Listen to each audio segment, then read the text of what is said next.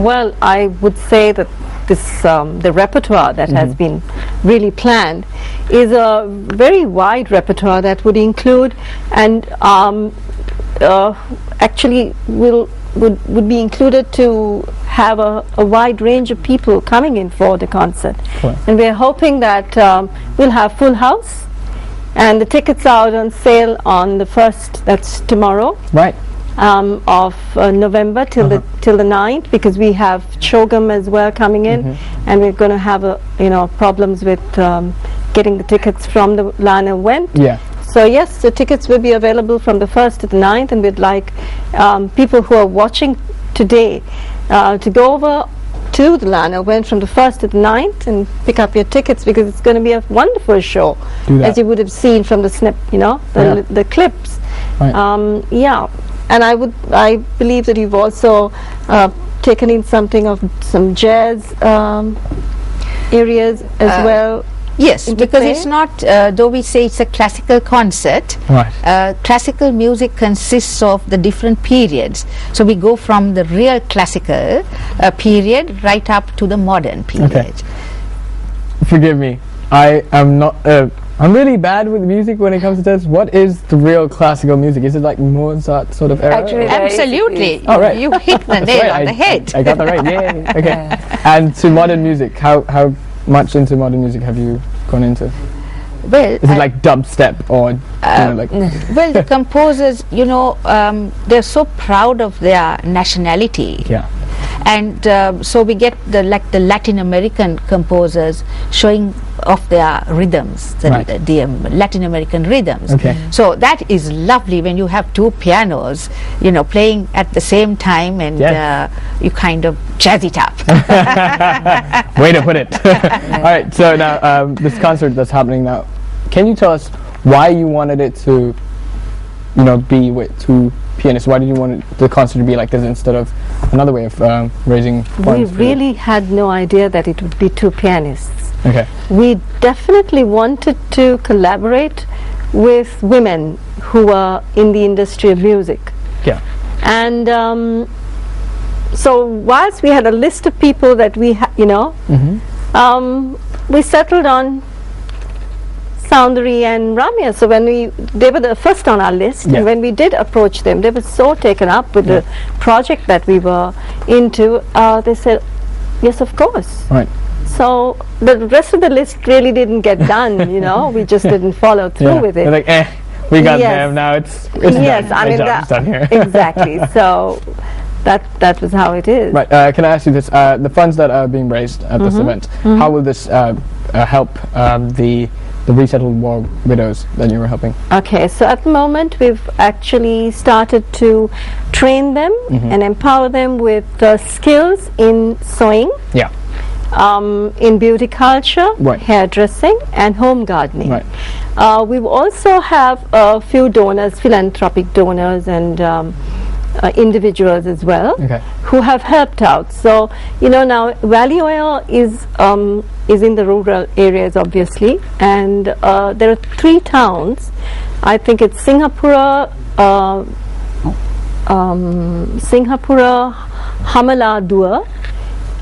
Those are the 2 towns actually that have got about 30 women coming over within this Valley Oil project. Okay. And there are the sewing machines that were really needed.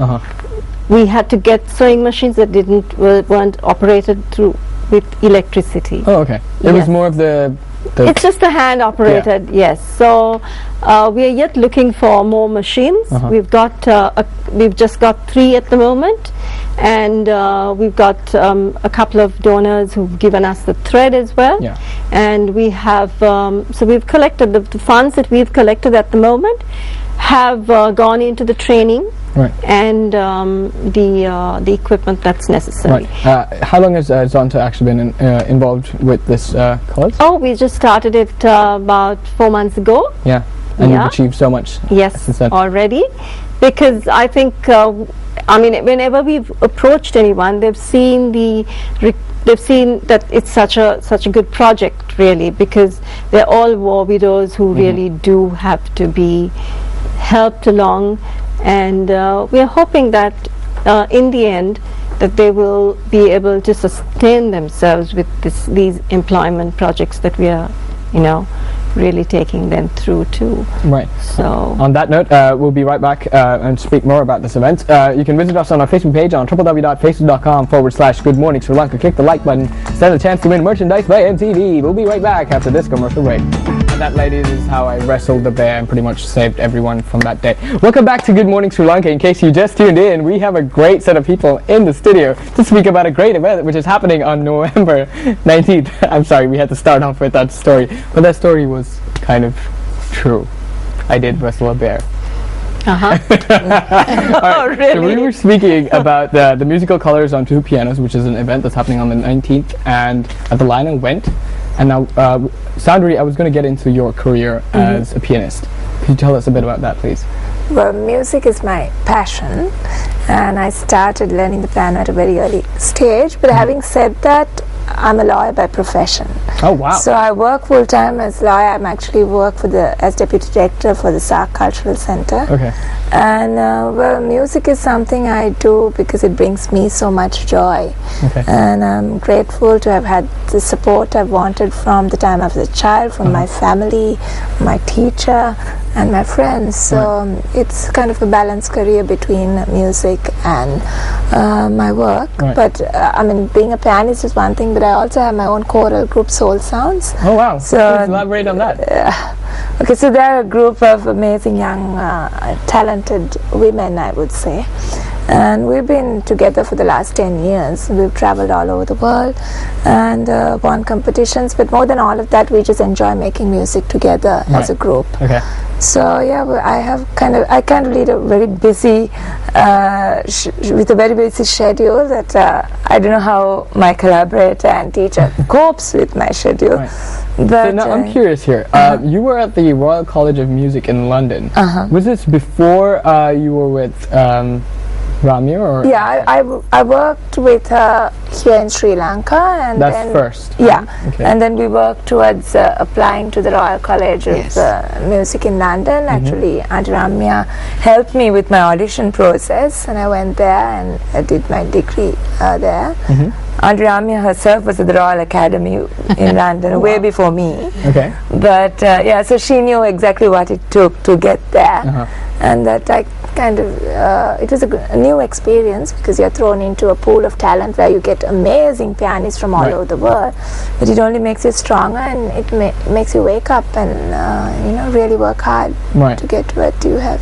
All right, so Ramya, why don't you tell us now, I understand that you were involved at the Royal College of Music as well before. Why don't you tell us a bit? Yes, about your actually career? it was a Royal Academy. I was there for 5 years because I won a scholarship when I was, I think, just 15 years old. Wow.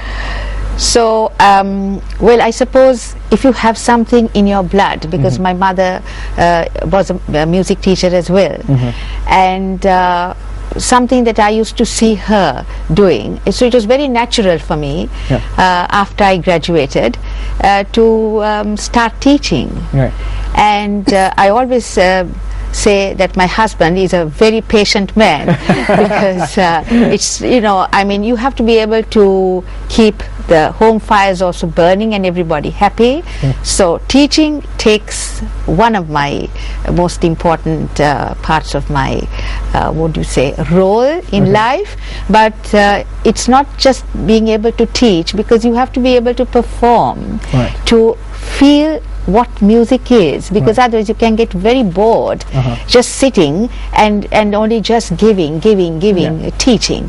So when you are able to perform and you have the home front also everything working out quite well for you, you have the time to think about music in a different angle. So I always say, if you don't perform, it's very difficult to teach because you can become a very boring person.